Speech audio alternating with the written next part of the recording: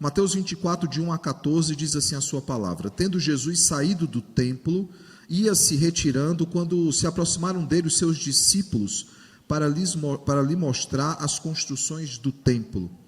E ele, porém, lhes disse: Não vedes tudo isto? Em verdade vos digo que não ficará aqui pedra sobre pedra que não seja derribada.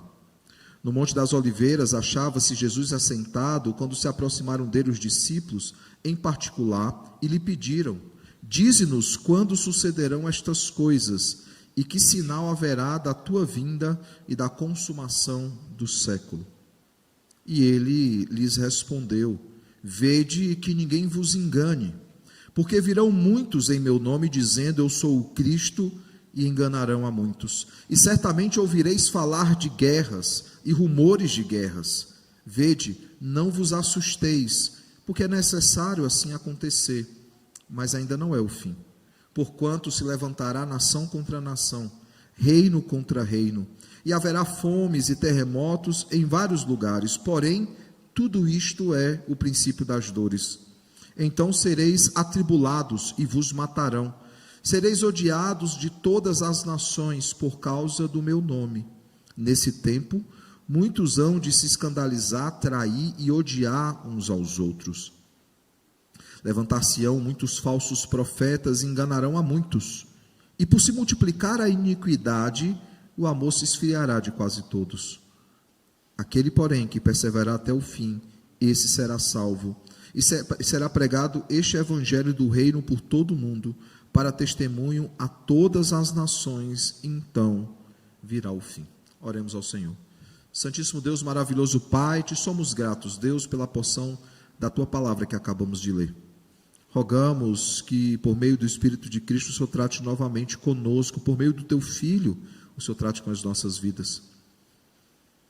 Que o doce e Santo Espírito ilumine o nosso entendimento, Pai, para que possamos entender a Tua palavra e que Cristo, profeta da igreja, venha mais uma vez nos admoestar, exortar e consolar, nos santificar, nos preparar para esse dia glorioso que falaremos essa noite, Pai.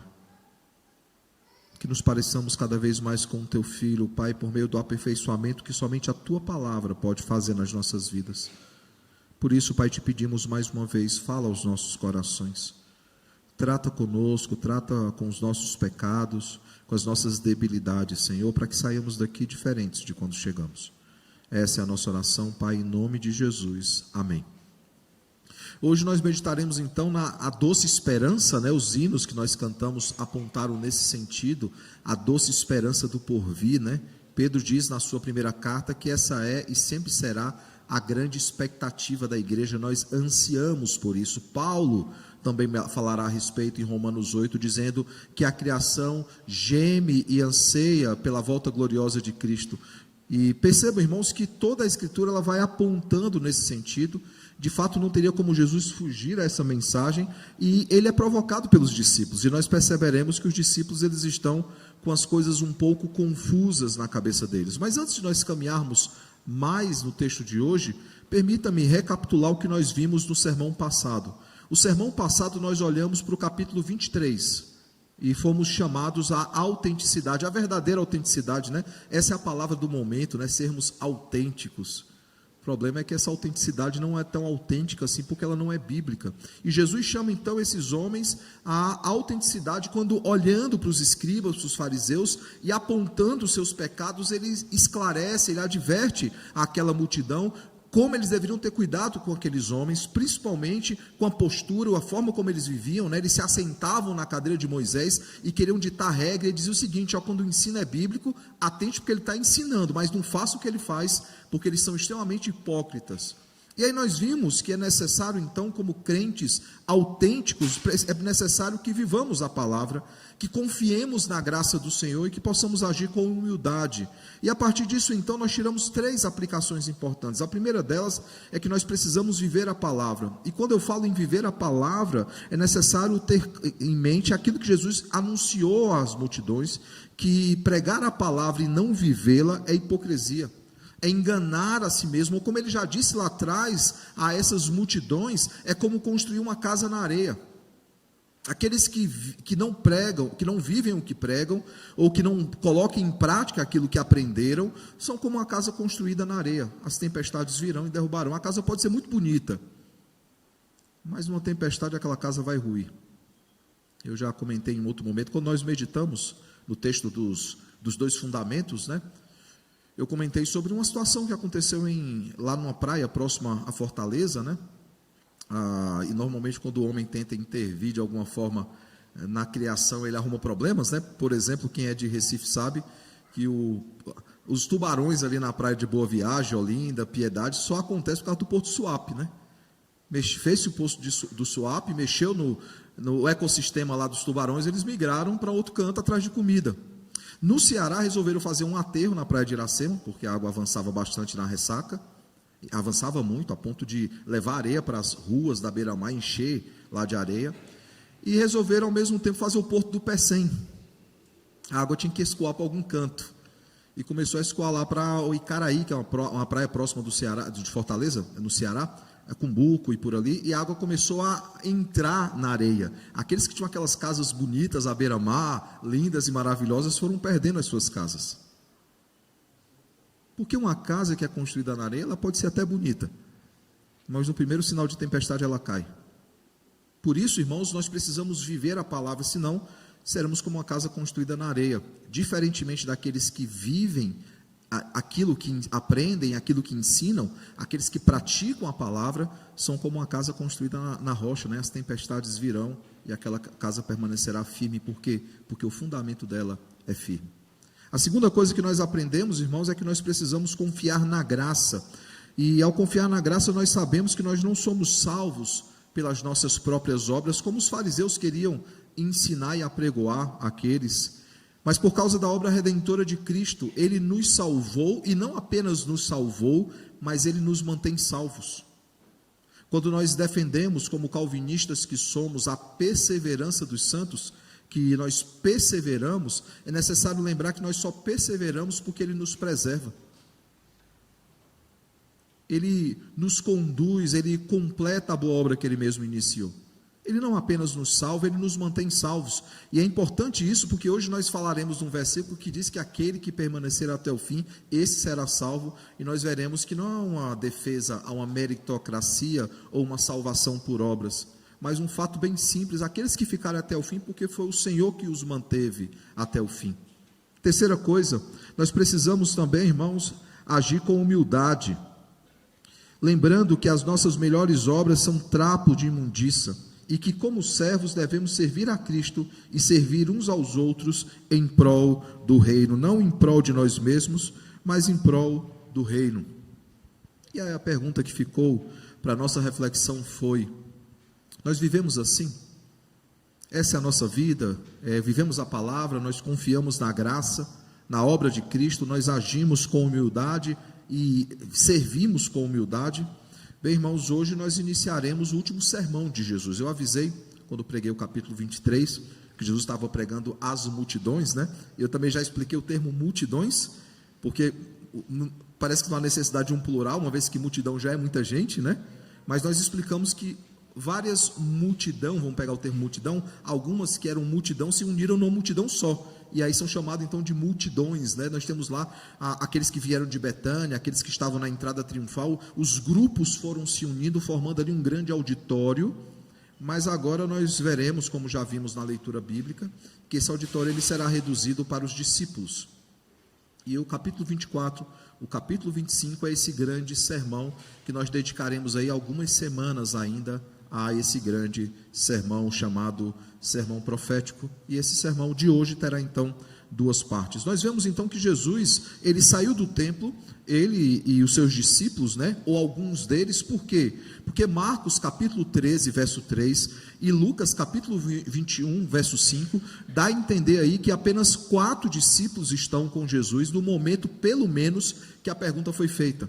Quando se pergunta sobre o templo, e não é uma pergunta aleatória como nós veremos essa noite, quando se pergunta pelo templo, a Marcos vai falar que estão naquele momento, né, André e Pedro, que eram irmãos, João e Tiago, que eram irmãos de famílias diferentes, claro, e da mesma família de Cristo, e eles perguntam então pelo templo. O Lucas, ele vai ele vai comentar que alguns discípulos fizeram então a pergunta. O fato, irmãos, é que eles se aproximaram então de Jesus e chamam a atenção de Jesus. E ao chamar a atenção de Jesus, eles perguntam se ele, veja, quando se aproximaram dele, os seus discípulos, para lhe mostrar as construções do templo, ele, porém, nos disse: não vedes isto? Em verdade vos digo que não ficará aqui pedra sobre pedra que não seja derrubada. Nós veremos já em alguns instantes, irmãos, que não é algo aleatório eles chamarem a atenção de Jesus para o templo. Mas uma informação que eu queria dizer de antemão aqui para todos nós, é que esse momento é exatamente 2 dias antes da crucificação de Jesus. Por que nós temos essa informação com tanta certeza? Porque no capítulo 26, encerrado então o grande sermão profético, as palavras de Jesus, diz o seguinte: tendo Jesus acabado estes ensinamentos, disse aos seus discípulos. Aí veja o que é que Jesus diz aos seus discípulos: sabeis que daqui a 2 dias celebrar-se-á a Páscoa, e o Filho do Homem será entregue para ser crucificado. Ou seja, eles estão na terça-feira, conforme o que se tem de registro histórico. A Páscoa aconteceu na quinta-feira, então eles estão na terça-feira, eles estão aí aproximando-se do momento em que Jesus será entregue como sacrifício pelos nossos pecados. Em poucos dias, o Cordeiro Pascal, o verdadeiro Cordeiro da Páscoa, ele se ofereceria como expiação pelos nossos pecados, ele se entregaria como o sacrifício necessário para que a ira de Deus fosse aplacada. Lembre, irmãos, a justiça, a santidade de Deus clamavam por satisfação, e Cristo foi a satisfação, foi aquele que pegou o escrito de dívida que estava sobre nós, arrancou de sobre nós e o encravou no madeiro. Nós estamos a poucos dias desse acontecimento, não apenas histórico no sentido propriamente da história, mas o principal evento da história que redefiniu toda a história da humanidade. E perceba, irmãos, que mesmo estando bem próximo da morte de Cristo, e é óbvio que os discípulos ainda não haviam entendido isso, eles não sabem qual momento Jesus vai ser entregue como sacrifício, apesar que Jesus fala sobre isso o tempo inteiro. Em alguns momentos eles ficam com raiva, como nós já vimos, em outros momentos eles já estão mais conformados com isso, mas o fato, irmãos, é que os discípulos eles estão preocupados com outras coisas. Mateus 24:1 diz que eles mostram então as construções dos templos. E Marcos e Lucas usam a expressão para deixar bem claro que eram grandes construções, que eram belas construções. Se você pegar Marcos 13, verso 1 e verso 2, que é o texto correlato desse, e pegar Lucas 21, 5 e 6, você vai ver essa ênfase dos discípulos de Jesus, que eram belas construções, eram grandiosas construções. E eles fazem questão então de ressaltar a grandeza do templo, de como ele era belo. Aí talvez alguém se pergunte: tá, pastor, mas por que falar do templo? Um negócio tão aleatório. Da hora para outra você puxa o assunto, muda, o cara fala: tá, mas por quê? Por que você está falando disso? Possivelmente, irmãos, é porque Jesus acabara de falar com eles sobre o templo. Lembrem que quando ele fala da punição que recairia sobre os escribas e os fariseus, e também sobre os judeus, no verso de número 38 do capítulo 23, que são 2 versos antes desse verso que nós estamos lendo, diz o seguinte: vou começar do 37 para ficar completa aqui a profecia. Jerusalém, Jerusalém, que matas os profetas e os apedreja os que te foram enviados, referindo-se claramente aí, inclusive ao seu próprio sacrifício. Continua: quantas vezes quis eu reunir os teus filhos como a galinha ajunta os seus pintinhos debaixo das asas, e vós não o quisestes. Eis que a vossa casa vos ficará deserta. Declaro-vos, pois, que desde agora já não me vereis, até que venhais a dizer: bendito o que vem no nome do Senhor. Ele se refere à casa. Alguns discutem que talvez essa casa seja a própria Jerusalém, a cidade de Jerusalém. Outros olham especificamente para aquilo que representa Jerusalém, e a visão mais representativa de Jerusalém era a casa do Senhor, mas ele acabara de falar daquilo que simbolizava a presença do Senhor no meio da terra. Uma das formas de manifestação dessa presença, quer fosse o templo ou a própria chamada cidade santa, Jerusalém. O fato, irmãos, é que ele fala sobre essa casa, e ao falar sobre essa casa, eles querem então argumentar dizendo assim: ó o tamanho da casa, ó como ela é bela. E aí Jesus, de pronto ele responde o seguinte, verso 2: não vede tudo isto? Em verdade vos digo que não ficará aqui pedra sobre pedra que não seja derribada, referindo-se inclusive àquilo que acontecerá no ano 70, a destruição do templo de Jerusalém. Ou seja, irmãos, não só ficaria deserto, como Jesus havia dito, tudo seria destruído, completamente destruído, e como dito, essa profecia de fato se cumpriu no ano 70 depois de Cristo, quando Jerusalém ela foi tomada ali por Tito, que era filho do imperador Vespasiano, e nessa invasão então o templo ele foi completamente destruído, o ouro derretido. Muitos judeus eles foram mortos, irmãos, e muitos judeus foram dispersos pelo mundo. É um relógio interessante, o ano 70. É esse relógio do ano 70 que nos faz afirmar que os evangelhos foram escritos ainda na década de 60. Por quê? Porque não há menção do cumprimento dessa profecia com a destruição do templo. O fato, irmãos, é que o que está sendo dito aqui também são ecos daquilo que já havia sido dito em outros momentos por Jesus. Nós temos o Mateus 5,18, que já vem falando sobre isso, Mateus 22,7, próprio Mateus 24,2, falando sobre como Deus ele destruiria esse templo, que havia se tornado um amuleto, e não é a primeira vez que isso acontece. Isaías já acusava o povo de Deus, de como o templo era um amuleto de sorte para eles, e como a arca era um amuleto de sorte, de forma que tendo esses dois objetos, eles se achavam invencíveis contra as nações, em alguns momentos, inclusive fizeram guerras que o Senhor não havia dito para eles fazerem. E eles foram derrotados mesmo com um exército maior. É interessante isso, quando eles tinham um exército maior e Deus mandava que eles fossem para a guerra, eles venciam, mas com um exército maior, sem a ordem do Senhor, quando eles travavam guerras, eles eram derrotados. Esse templo era um amuleto tão grande, para eles, que eles tentam mais uma vez falar sobre isso, mas Jesus os contradiz então dizendo: não vai sobrar pedra sobre pedra, vai ser destruído. Olhando agora para o Monte das Oliveiras, Jesus se assenta no Monte das Oliveiras, Monte das Oliveiras esse muito conhecido de todos nós, e ao sentar então no Monte das Oliveiras, nós veremos, e os evangelistas, os demais vão trazer essa informação, porque aqui nós só vemos o seguinte: no Monte das Oliveiras, verso 3, achavam-se assentados quando se aproximaram dele os discípulos. Marcos e Lucas vão enfatizar, principalmente Marcos, se eu não estou enganado, ele vai enfatizar que ele não apenas está no Monte das Oliveiras, mas que ele se assentou de frente para o templo. E ao se assentar de frente para o templo, e aí é a discussão, se somente 4 discípulos, ou todos os discípulos, eu entendo que todos os discípulos é o mais efetivo, por mais que hajam 4 ali que se destaquem, que são os 4 mais conhecidos, André, Pedro, que eram irmãos, Tiago e João, e aí nós temos Pedro, Tiago e João, não no barquinho, mas no Monte das Oliveiras, olhando para o templo. Eles então questionam: Senhor, dize-nos quando sucederão essas coisas. E aí percebam que aí é um erro que eles cometem. Não apenas eles perguntam quando se sucederão essas coisas, ou seja, a destruição do templo. E que sinal, e eles atrelam como uma coisa só, e que sinal haverá da tua vinda e da consumação do século? Nós veremos que há uma pergunta muito semelhante. Eles estão preocupados com isso, eles perguntam constantemente sobre a volta de Cristo. Atos, nós veremos que eles fazem essa pergunta: Senhor, quando se dará a consumação do século? Eles estão o tempo todo olhando para o final de todas as coisas, e eles esquecem que há um caminho até lá. Tanto que Jesus responde: não, fiquem aqui em Jerusalém, vocês serão revestidos de poder, para serem minhas testemunhas em Jerusalém, Judéia, Samaria, até os confins da terra. Eles estão o tempo todo olhando para o problema errado. Depois de tudo que Jesus já havia ensinado, inclusive sobre a sua morte, a sua ressurreição, sobre os profetas que eram mortos e apedrejados, eles estão preocupados com construções físicas, humanas. Esse é o contexto do texto de hoje. E Jesus então, a partir dessa pergunta que eles fazem, uma dupla pergunta sem eles perceberem, ele dirá algumas coisas sobre os sinais dos tempos, sobre o fim de todas as coisas.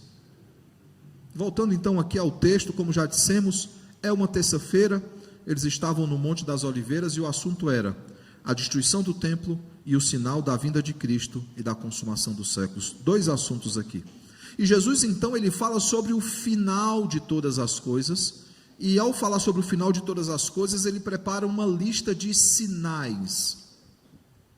Por exemplo, e acompanha aí atentamente o texto bíblico, verso 4 e verso 5, ele fala dos anticristos, um termo usado ali por João na sua carta. Anticristos, a tradução, o significado no original, todos aqueles que tentam se passar por Cristo, usurpar o lugar de Cristo, ou aqueles que se levantam para afrontar a Cristo. O fato é que nós vemos aqui, irmãos, que eles se levantarão tentando enganar. Nós veremos em Apocalipse, capítulo 13, quando fala ali da besta que emerge do mar, que eles manifestarão sinais, como até os evangelistas confirmam, né? Sinais vindos da parte, com permissão do Senhor, para enganar as multidões. Nós veremos em Tessalonicenses capítulo 1 e 2 ali, que o homem, o iníquo, ele teria poderes para enganar as multidões. A operação do erro, como Paulo dirá, e nós veremos mais à frente, que já está em curso, mas não está ainda no seu ápice, ela está ainda se desenrolando. No verso 6 ele fala em guerras e rumores de guerras. Verso 7, nação contra nação, e ele enfatiza mais reino contra reino. Ele vai falar aqui, irmãos, de catástrofes naturais, humanas, que são fomes e terremotos. Nós veremos nos outros textos sinóticos, né, que ele vai falar também de outras coisas como pestes e epidemias. O sexto sinal, irmãos, no verso 9, nós vemos que os crentes serão atribulados, eles serão mortos, odiados por causa do nome de Cristo. Mais uma vez há uma ênfase para a operação do erro, porque é uma operação que vai aumentando cada vez mais até chegar no seu ápice, verso 11, quando ele fala não apenas daqueles que se passariam por Cristo, mas aqueles que eram falsos profetas. Verso de número 12, nós vemos que a iniquidade ela se multiplica, e havendo a multiplicação da iniquidade, ou seja, da crueldade dos pecados, ao esfriamento do amor. E quantos não têm essa sensação, irmãos, hoje em dia, de que o amor está esfriando? Dessa iniquidade, crueldade que avança cada vez mais.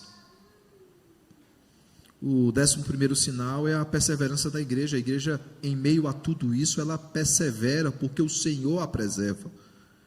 E nós temos um sinal muito importante, que é a pregação e o testemunho da igreja. No meio de tudo isso, irmãos, enquanto ele vai dando as más notícias, ele dá também alertas e boas notícias. Por exemplo, no verso 4 ele fala o seguinte: vede que ninguém vos engane. Ele está nos alertando, como ele já havia alertado a respeito dos escribas e dos fariseus. No verso de número 6 ele diz o seguinte: vede, não vos assusteis, porque é necessário assim acontecer, mas ainda não é o fim. O verso 8 ele fala, depois de apresentar aí as fomes, os terremotos, as guerras, ele fala, porém tudo isto é o princípio das dores.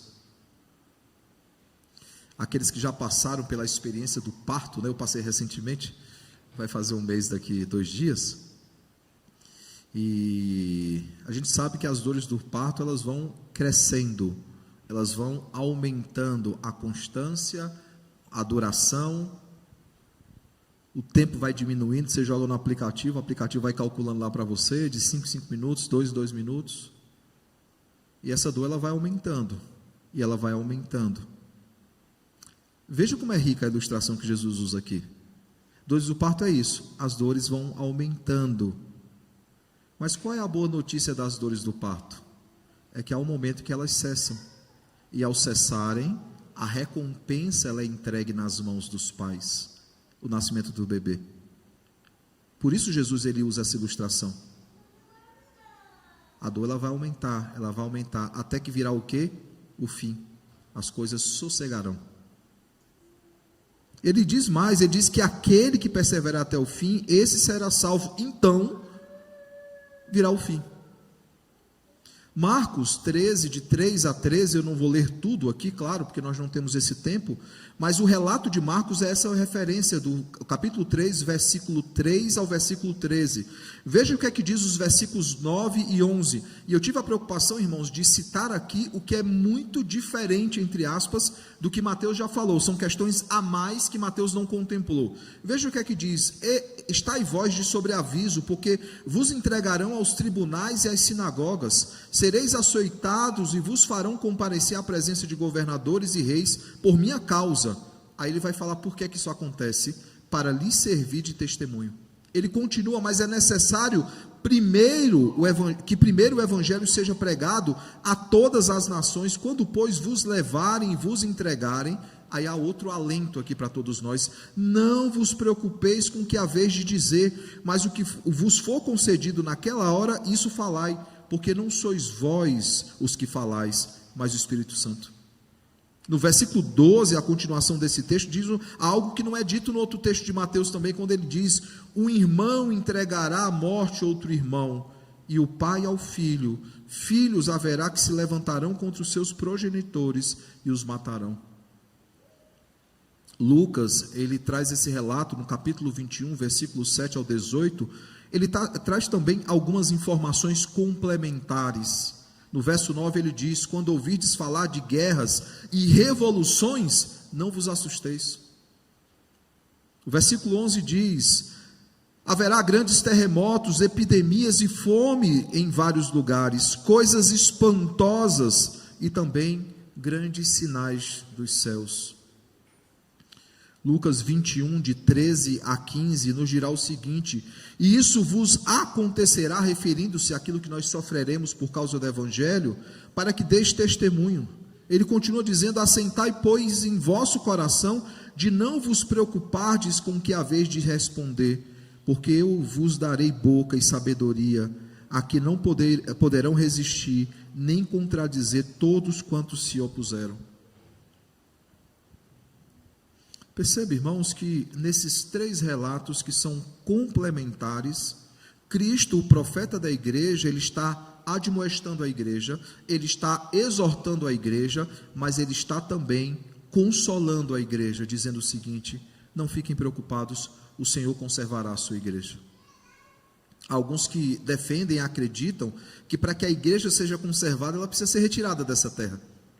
E o nosso grande argumento é o seguinte: o povo no Egito, durante as pragas, não foram retirados do Egito, eles permaneceram no Egito, e Deus, ele poupou de forma miraculosa e graciosa o seu povo, assim como ele também irá nos proteger e nos guardar nesses dias difíceis e sombrios. E perceba, irmãos, guardar, eu não estou prometendo segurança física a ninguém. O texto fala em morte e perseguição, mas o Senhor guardará a fé da sua igreja e a salvação da sua igreja, porque o mesmo Deus que salva o seu povo, ele mantém o seu povo salvo.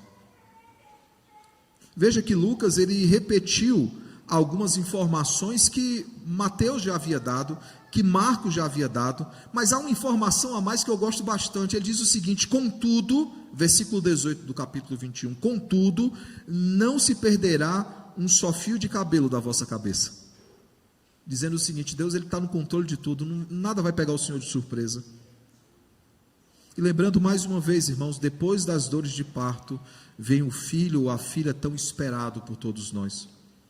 Voltando aqui a nossa atenção a Mateus, então, 24, 3 a 12, é preciso, irmãos, perceber que Jesus, ele está corrigindo um erro dos seus discípulos.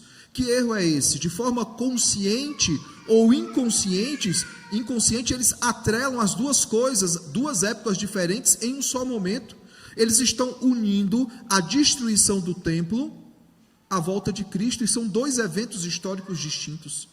Eles são craques em não entender as coisas que estão acontecendo. Por exemplo, João Batista não entendeu que a profecia de Isaías, quando se refere ali 61, sobre o carvalho de justiça, sobre aquele que viria para apregoar o ano aceitável do Senhor e o dia da vingança do nosso Deus, João Batista não havia entendido ainda que são dois momentos distintos, a primeira e a segunda vinda de Cristo. O fato, irmãos, é que nós muitas vezes também não entendemos. Não é à toa que muitas seitas surgiram tentando prever a volta de Cristo, tentando aí dizer qual momento Cristo voltará. Eu comentei com os irmãos, e nem sei como é que está essa seita hoje em dia, mas havia uma seita vinculada a um homem chamado Jesus Cristo Hombre, Ele se colocava como Jesus Cristo. Sabe qual era a marca, o distintivo dessa seita? 666, eles tatuavam na mão ou na testa. Normalmente na mão, que na testa é estranho, mas na mão. E um pastor presbiteriano comentou comigo, falou assim: você pode almoçar lá em casa hoje? Eu posso. Por quê? Porque há 2 sobrinhos meus que estarão lá, e eles abraçaram uma seita estranha, e eu queria que você conversasse com eles, e ao conversar com eles, tentasse dissuadi-los a respeito disso. E eu nem sabia do que é que ele estava falando, eu não sabia nem que seita era aquela.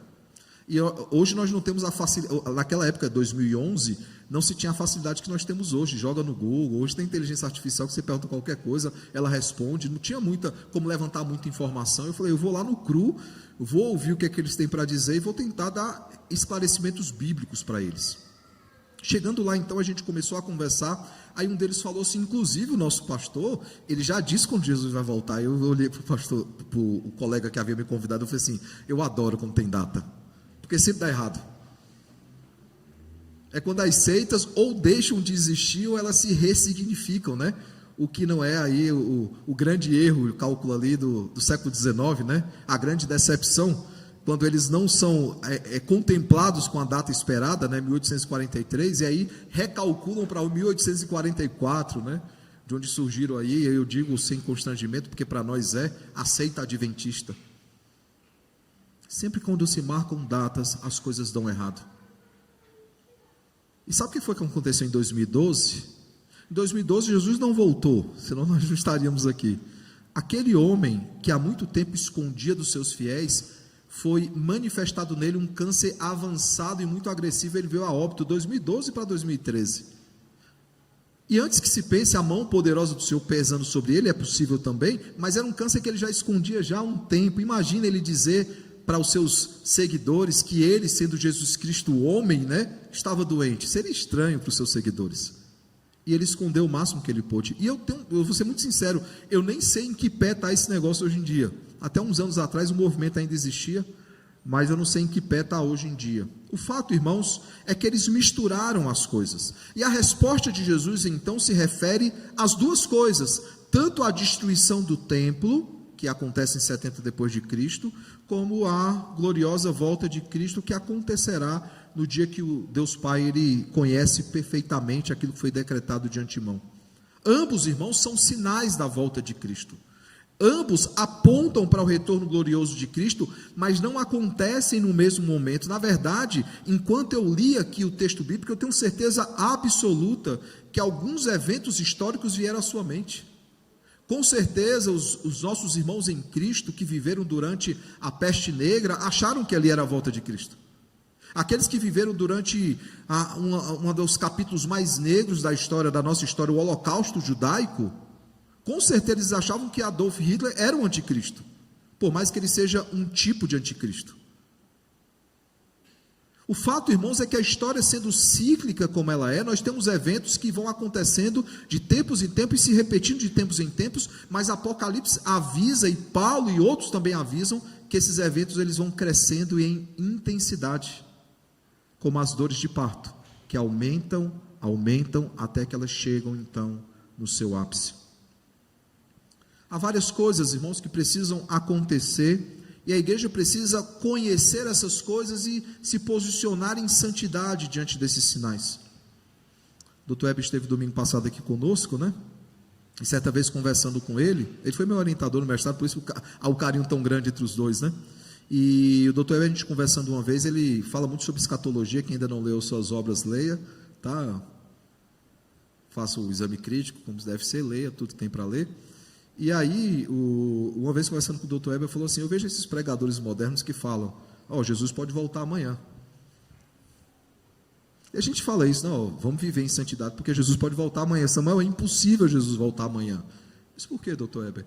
Porque há sinais que precisam acontecer, eles demoram dias para se desenrolarem.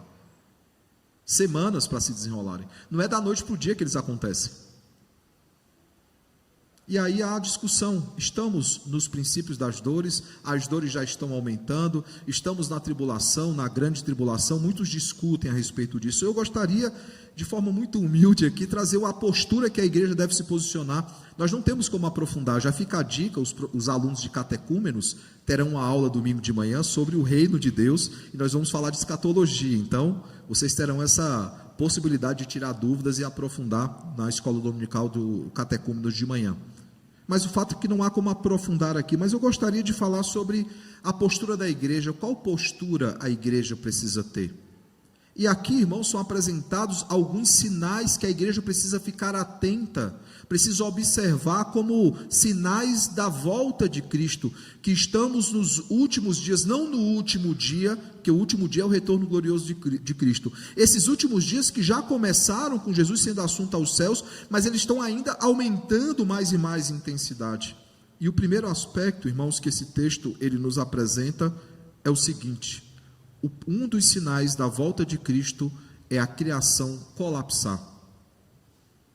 E aí perceba, e eu gostaria de citar, vou começar a citar Paulo aqui algumas vezes, o que é que Paulo diz em Romanos 8, 19 a 23, Romanos 8, 19 a 23, veja o que é que Paulo diz aqui: a ardente expectativa da criação aguarda a revelação dos filhos de Deus. Veja essa expressão, aguarda a revelação dos filhos de Deus. Está se referindo ao quê? À volta de Cristo. Por que está se referindo à volta de Cristo? Porque só na volta de Cristo os filhos de Deus serão conhecidos. Peraí, pastor, mas eu não posso ter certeza da minha salvação? Pode. Eu posso ter certeza da salvação da minha esposa, dos meus filhos, eu vivo com eles. Mas você tem certeza da salvação de todo mundo que você conhece, que se diz crente? Sim ou não? Não. A testificação do Espírito é pessoal. Mas haverá um momento onde os filhos de Deus serão revelados, onde a igreja será finalmente conhecida na sua amplitude, na sua grandeza, uma multidão que não se pode contar. É desse momento que Paulo está falando. Ele continua: pois a criação está sujeita à vaidade não voluntariamente, mas por causa daquele que a sujeitou. E aí veja a esperança da criação. A criação, irmãos, deixa eu até abrir um parêntese aqui. Nós temos um equívoco entre nós, fruto de uma doutrinação científica que já acontece há algum tempo, naturalista, que é o seguinte: nós comumente chamamos a criação de natureza, sim ou não? Mas esse termo natureza é uma construção histórica para que não se use o termo criação, porque a criação pressupõe um criador. Então, os naturalistas, eles começaram a usar essa expressão natureza, e não apenas usar a expressão natureza, eles colocam a criação e a criatura em pé de igualdade, nos dando como imago Dei, ou seja, nós somos a imagem de Deus, um patamar um pouquinho maior, porque nós somos animais racionais. E claro, se perguntarem na prova quais são os três que existem, você vai falar reino animal, mineral e vegetal. Mas é óbvio que o homem não faz parte dessas três classificações. Por quê? Porque ele é a imagem de Deus. E o texto aqui nós veremos que Paulo ele fará claramente essa distinção entre aquilo que é criatura e aquilo que é criação. Claro que nem toda criatura é filho de Deus. Aí é uma segunda distinção que Paulo fará entre aqueles que são filhos de Deus e aqueles que são criaturas de Deus. Mas continua e veja a esperança da criação, na esperança de que a própria criação será redimida do cativeiro da corrupção para a liberdade da glória dos filhos de Deus, porque sabemos que toda a criação, a um só tempo, geme e suporta angústias até agora. Aí veja o que é que Paulo vai dizer: e não somente ela, mas nós também. Nós que somos as primícias do Espírito. Veja o que é que o texto está dizendo aí, irmãos. Os três textos, nós estamos olhando para os três ao mesmo tempo. Eles vão falar de questões que acontecem com a criação: terremoto, peste, fome, epidemia. Apocalipse ele nos mostra, irmãos, outros eventos. Ele nos mostra, por exemplo, que Deus ele usa a sua criação como instrumento de justiça e de juízo. Quando, por exemplo, asteroides entrarão na órbita terrestre, a chuva de pedras, o fogo caindo do céu, são asteroides entrando na Terra e devastando aquilo que foi criado. Não mais por meio de dilúvio, como havia acontecido com Moisés, mas outros eventos acontecendo para que aqueles que não são do Senhor sejam julgados pelo Senhor. Julgamentos, claro, parciais ainda, não finais, mas que já acontecem. Mas sabe, irmãos, quando eu falo em criação, colapsando, a primeira coisa que você lembra são os eventos naturais, sim ou não? Mas ele não fala só de eventos naturais, ele fala também dos mandatos criacionais colapsando. Onde, pastor, nós vemos os mandatos criacionais? Só para lembrar ou para informar aqueles que ainda não conhecem. Olhando as Escrituras, foram instituídos então 3 mandatos criacionais à luz de Gênesis 1 e Gênesis 2. O mandato espiritual, que é a nossa vida com Deus. o mandato social, que é a nossa vida enquanto sociedade, crescer e multiplicar, constituição de famílias, e o mandato cultural, que é a nossa relação com o cosmos. Daí que a palavra da moda é cosmovisão. Daí que a palavra da moda é guerra cultural, revolução cultural. Por quê? Porque aponta exatamente esse mandato. Eu acho que os nossos irmãos neocalvinistas, né, que abraçam muito o calvinismo holandês, eles enfocam de forma exagerada o mandato cultural. Poderia explorar os outros dois mandatos. Mas por que eu estou dizendo que esses mandatos eles também vão colapsar? Veja aí, irmãos, pai contra filhos, filhos contra pais, irmãos entregando irmãos, compatriotas guerreando entre si. Perceba que a guerra dos nossos dias é uma guerra sem fronteiras. A guerra ideológica, ela não respeita mais fronteiras, não há mais o sentimento de compatriota ao lado de compatriota. Pelo contrário, há semanas atrás nós vimos um jovem sendo ceifado ao vivo com um tiro no pescoço, por alguém que era do mesmo país que ele era, mas tinha uma ideologia diferente e um pensamento diferente. E olhar uma cena covarde como aquela, você vê de fato a iniquidade se espalhando e o amor esfriando. Quando você vê pessoas celebrando essa morte, e nenhuma morte pode ser celebrada, irmãos, é a Imago Dei, o amor esfriando, a falta de empatia, os mandatos criacionais colapsando, especialmente o mandato social.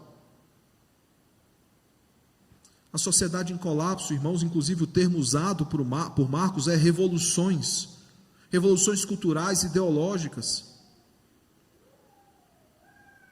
Perceba que antes da renovação de todas as coisas, de Deus fazer nova todas as coisas, essas coisas colapsarão completamente, totalmente. E o cenário vai piorando. Nós desejamos cada vez mais a volta de Cristo. Senhor, que seja a última contração, que seja o último respiro, que o empuxo seja suficiente para o bebê nascer, e Jesus fala, ainda não chegou o fim, é só o princípio das dores. A criação colapsando, irmãos, é um dos sinais fortes da volta gloriosa de Cristo. Um segundo sinal que nós temos aqui nesse texto, irmãos, é a operação do erro. Mateus, ele cita duas vezes essa operação do erro, o engano, né? A operação do engano. Sabe o que é que Paulo fala sobre isso? Escrevendo 2 Tessalonicenses, capítulo 2, verso 7 ao verso 8, ele vai falar sobre essa operação do erro. Só lembrando os irmãos, a primeira carta aos Tessalonicenses, ela é escrita porque há uma dúvida se Jesus voltaria ou não. Eles estavam preocupados, Jesus vai voltar mesmo? As pessoas estão morrendo. Ele vai lá, 1 Tessalonicenses 4, de 8 a 13, né, ele vai dizer, não, fica tranquilo, os mortos ressuscitarão primeiro, os vivos, os que ficarem, serão transformados, levados aos ares para o encontro com Cristo, então se consumará todas as coisas, e ele fala, consolai-vos, pois, com essa mensagem. Aí surge uma segunda dúvida, e se Jesus voltou e nós não percebemos? Mesmo Paulo falando sobre uma trombeta que ressoaria, os olhos veriam, né? Aí ele vai falar, é necessário que algumas coisas aconteçam antes, e ele fala da operação do erro. 2 Tessalonicenses 2, 7 e 8, veja o que é que diz, com efeito, o mistério da iniquidade já opera, veja, ele já está em curso, e aguarda somente que seja afastado aquele que agora o detém. Então, será de fato revelado o iníquo, a quem o Senhor Jesus matará com o sopro de sua boca, e o destruirá pela manifestação da sua vinda. Há um eco desse texto em Apocalipse 20. É exatamente a mesma coisa, não tem batalha, né? O pessoal fala batalha do Armagedon, vai ser uma guerra sangrenta, e aí, o que é que acontece? Vai morrer muita gente? Tanto Paulo como João diz o seguinte, não tem guerra nenhuma. Jesus, ele vem e com o sopro da sua boca, ele destrói os exércitos, aqueles que são rebeldes. Não tem batalha, não tem guerra, não tem ninguém que pode se opor ao nosso Deus. Ele vai lá e, dado uma palavra de ordem, ele vence os exércitos. Continua, ora, o aparecimento do iníquo é segundo a eficácia de Satanás. E aí vejam, com poder e sinais e prodígios da mentira, e com todo o engano de injustiça aos que perecem, porque não acolheram o amor da verdade para serem salvos. É por este motivo, pois, que Deus lhes manda a operação do erro. Veja que a operação do erro não é só por permissão do Senhor, mas Ele envia a própria operação. Para que Ele envia essa operação do erro? Para darem crédito à mentira, a fim de serem julgados todos quanto não deram crédito à verdade. Antes, pelo contrário, deleitaram-se com justiça. Sabe o que é a operação do erro, irmãos? De forma muito simples, é Deus separando o joio do trigo. Propositalmente, Ele permite que aconteça, para que nós possamos identificar quem é a igreja e quem não é a igreja. Aqueles que são mais antigos no Evangelho vão lembrar que no início dos anos 2000, final dos anos 90, início dos anos 2000, todo mundo queria ser crente. Havia uns crentes globais, e vocês entenderam a referência que eu fiz aqui. Eles se chamavam assim, os crentes globais. Aí em 2006, começa a ser discutido, tramitar a chamada PL 122/06, a chamada Lei da Homofobia, tentando dizer o que a igreja poderia ou não dizer nos púlpitos. E apontar pecados não é atacar indivíduos. A partir daí, muitos não queriam mais ser crentes. Alguns temiam, inclusive, que recaísse perseguição contra as igrejas. E eu só repeti isso, irmãos. É necessário que o trigo seja separado do joio. A operação do erro, irmãos, ela é para aqueles que não são do Senhor, porque os que são do Senhor não serão enganados. É o mesmo medo que alguns têm da marca da besta. Eu já vi em vários congressos de escatologia as pessoas preocupadas, mas pastor, que marca da besta é essa? Porque a gente vê chip, vê o Pix que existe agora, você faz pagamento com relógio, você faz pagamento com celular. Será que não é essa a marca da besta? Será que eu não abracei a marca da besta sem perceber?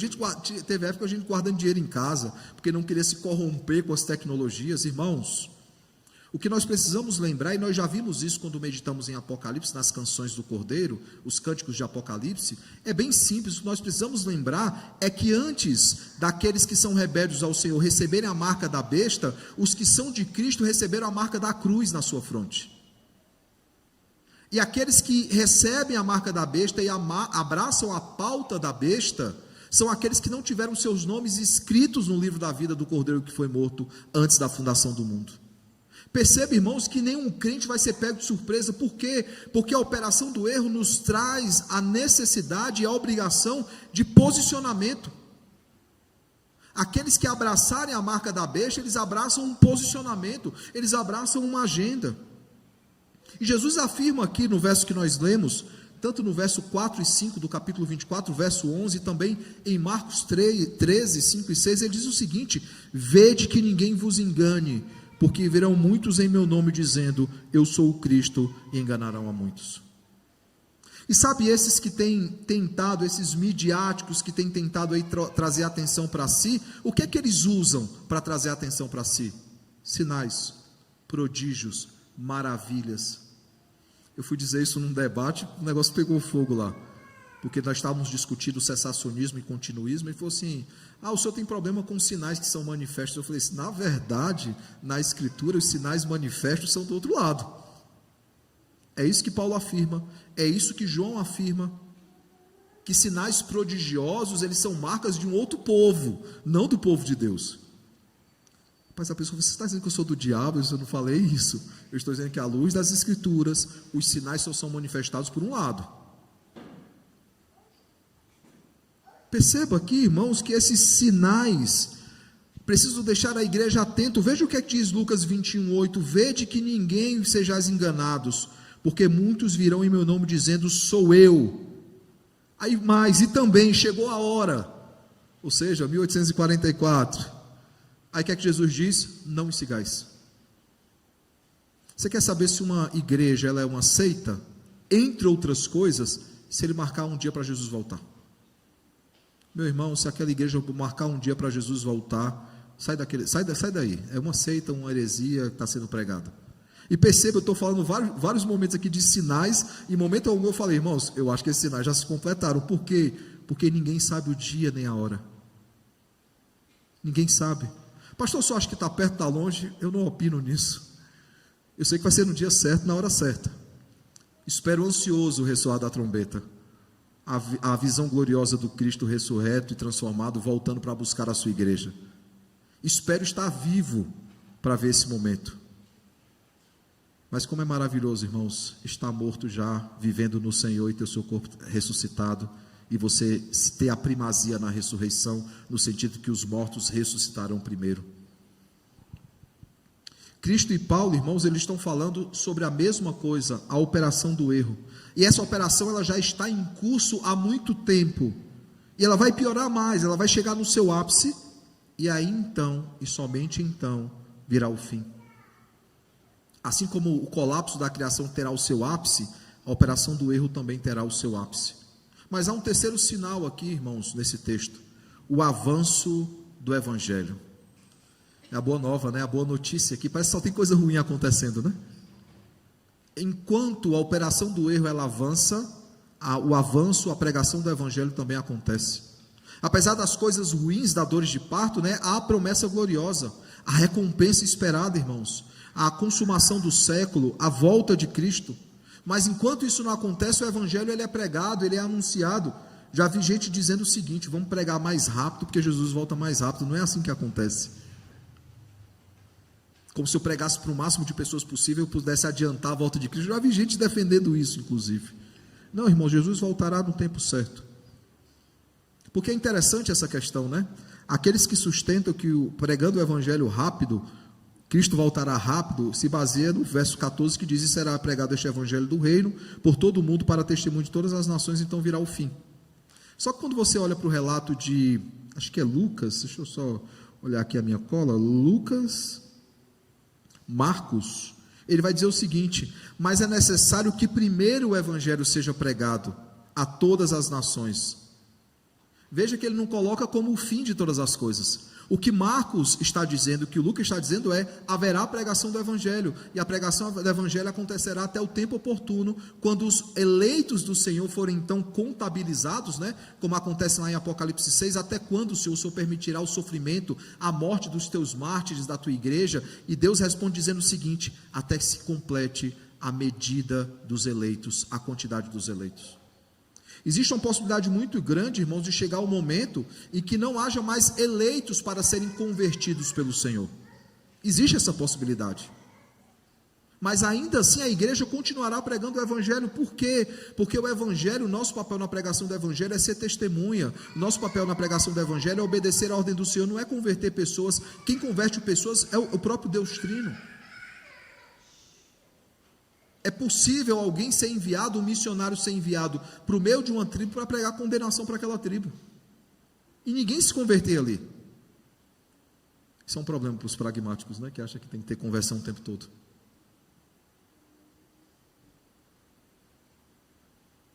Marcos, ele diz que esse avanço do Evangelho é para servir de testemunho.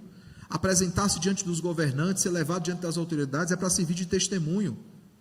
E ninguém deve se preocupar, porque o próprio Deus colocará nas nossas bocas aquilo que deve ser dito. Veja aí, Marcos 13, 10 e 11, mas é necessário que primeiro o Evangelho seja pregado a todas as nações, quando pois vos levarem, vos entregarem, não vos preocupeis com o que haveis de dizer, mas o que vos for concedido naquela hora, isso falai, porque não sois vós os que falais, mas o Espírito Santo. Lucas, tratando sobre o mesmo evento, no capítulo 21, versos 13 e 15, diz o seguinte: isto vos acontecerá para que deis testemunho, assentai, pois, em vosso coração, de não vos preocupardes com o que haveis de responder, porque eu vos darei boca e sabedoria, e que não poderão resistir, nem contradizer todos quantos vos opuserem.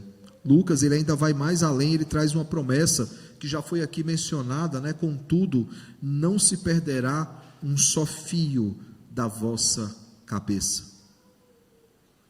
O Senhor é quem garante o avanço do Evangelho. É o Senhor quem diz que essa igreja, ela caminha. O termo usado para a igreja que aqui está é a igreja militante. Hoje esse termo foi sequestrado. A igreja militante é aquela igreja que milita pelo Evangelho. Logo me refiro no tempo oportuno, essa igreja ela será triunfante, porque ela será renovada e transformada pelo Senhor para viver gloriosamente durante toda a eternidade.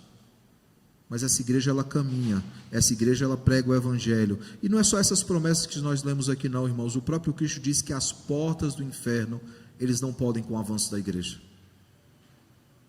A igreja ela caminha, ela avança, ela prega o Evangelho, ela alcança os eleitos que precisam ser alcançados, no tempo certo, no tempo oportuno. Esse é um dos sinais da volta de Cristo, o evangelho que avança, mesmo com perseguição. E sabe, irmãos, tinha um professor meu que dizia muito isso, né? A igreja, o momento que ela mais cresce é quando ela está sendo perseguida. E aí ele sustentava uma tese, Alexandre, de que a grande jogada de Satanás para conter o avanço da igreja foi por meio de Constantino, transformando o cristianismo como religião oficial do Estado. Agora que está sobre a égide do Estado, a igreja está tranquila, ela baixa a guarda. E é o maior período, né, a grande cristandade é o maior período de corrupção da igreja cristã. Por quê? Porque ela baixou a guarda. A nação que baixa a guarda, ela é facilmente invadida numa guerra. A nação que não treina, os exércitos que não treinam, eles são facilmente vencidos no campo de batalha. Não é essa a analogia? Quantos crentes aí estão fora de combate? A igreja que nós temos hoje, irmãos, essa igreja pós-moderna, é uma das igrejas mais despreparadas para aquilo que está vindo. Mas ela precisa acordar e ela precisa entender que os sinais estão postos, eles estão se desenrolando na história e a igreja precisa cumprir o seu papel, que é pregar o evangelho a toda criatura. Eu pergunto então, que aplicações nós podemos tirar do texto dessa noite? Primeira delas, irmãos, nós precisamos, como igreja do Senhor, ficar atentos aos sinais. Esses sinais que apontam para a sua volta e nos prepara para um momento glorioso. Nós precisamos ficar atentos aos sinais. Claro, como já dito, há sinais na história que muitos pensaram que Cristo vai voltar agora e ele não voltou. Mas esses sinais eles têm piorado.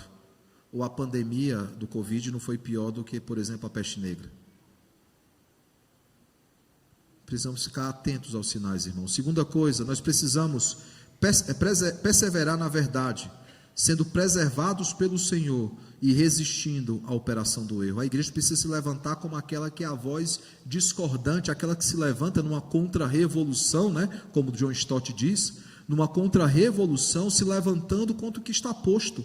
Enquanto a operação do erro, a mensagem errada ela é pregada, a mentira é pregada, a igreja se levanta para pregar a verdade, para anunciar o evangelho.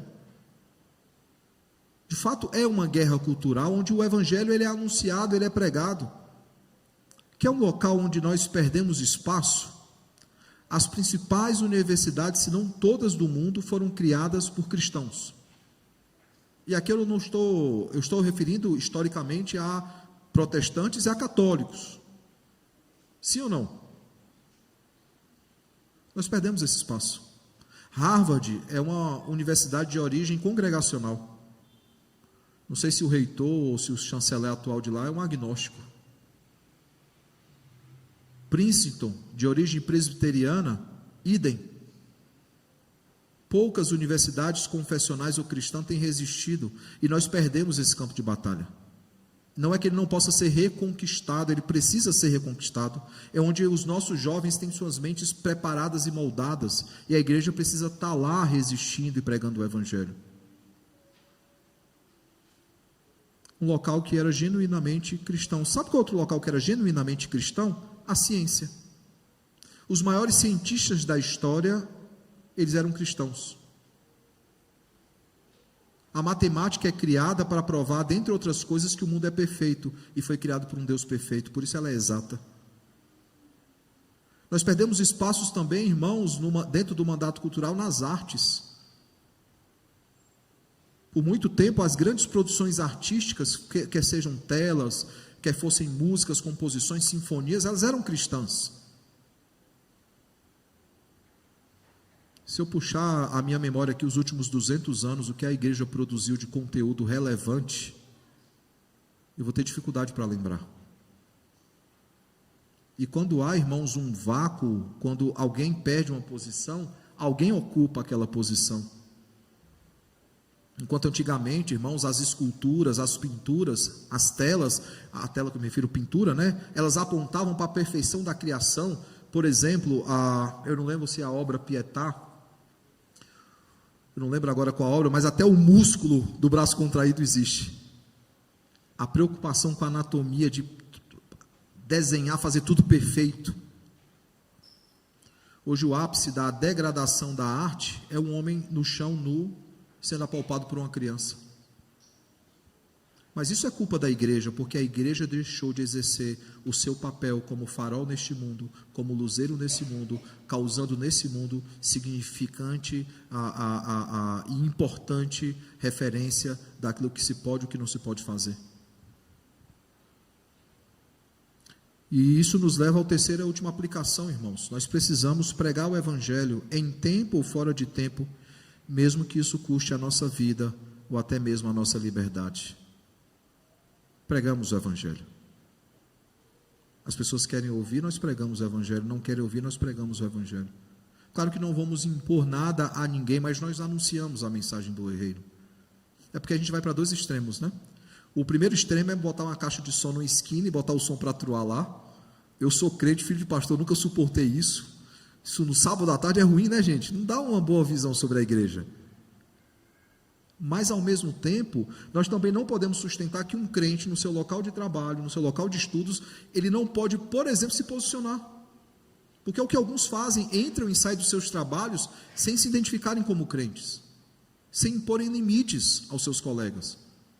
Claro, eu lembro de um jovem que me procurou uma vez e falou: eu fui demitido, eu tenho certeza que foi perseguição religiosa. Eu falei: por quê? Minha chefe não gostava, porque eu ficava lendo a Bíblia o tempo todo. Eu falei assim: inclusive no horário de trabalho, por que você não faz isso na hora do almoço? Você pode ler a Bíblia na hora do almoço? Não, mas na hora do almoço eu tinha que comer. Percebam que a gente pode incorrer em erros complicados, né? Tanto erro para um lado como para o outro. Ser um agente secreto de Cristo ou usar horários que não devem ser usados. Horário de trabalho é horário de trabalho. Isso é uma forma de pregar o evangelho e de testemunhar, inclusive. Bater o ponto no horário certo, chegar cedo, trabalhar o que você foi pago para trabalhar. Nós precisamos pregar o evangelho, irmãos, seja tempo ou fora de tempo, mesmo que isso custe a nossa vida ou a nossa liberdade. Eu pergunto então, irmãos, nós confiamos nas promessas que o Senhor nos trouxe nesse texto? Nós confiamos nisso, nós nos alegramos com essas promessas, mesmo havendo más notícias. Aqui há uma excelente notícia de que o Senhor nos conservará, o Senhor nos usará para o louvor e glória do seu nome. Que excelente notícia, e no final de tudo há a recompensa, o bebê nos braços, né? Claro que a analogia é a volta de Cristo. Nós confiamos na promessa. Que o bom e eterno Deus, irmãos, nos ajude a confiar nessa sua promessa gloriosa. Sim, haverá tempos difíceis. Eles já estão bem difíceis, né? Mas Deus, Ele estará conosco.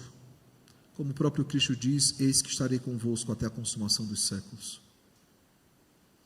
E não apenas nos promete que estará conosco, Ele promete então, também, irmãos, que Ele nos usará para o avanço do reino e para a glorificação do seu nome. Enquanto isso, nós pregamos o evangelho, nós anunciamos o evangelho até que Ele venha. E nós declaramos a todos os pulmões: bendito o que vem no nome do Senhor. Que o bom e eterno Deus, irmãos, Ele nos use para louvor e glória do seu nome. Que Ele renove o nosso vigor e a nossa fé, para que nós nos lembremos, irmãos, que Deus, Ele está no controle de tudo. Ele está nos céus, Ele faz tudo conforme lhe apraz.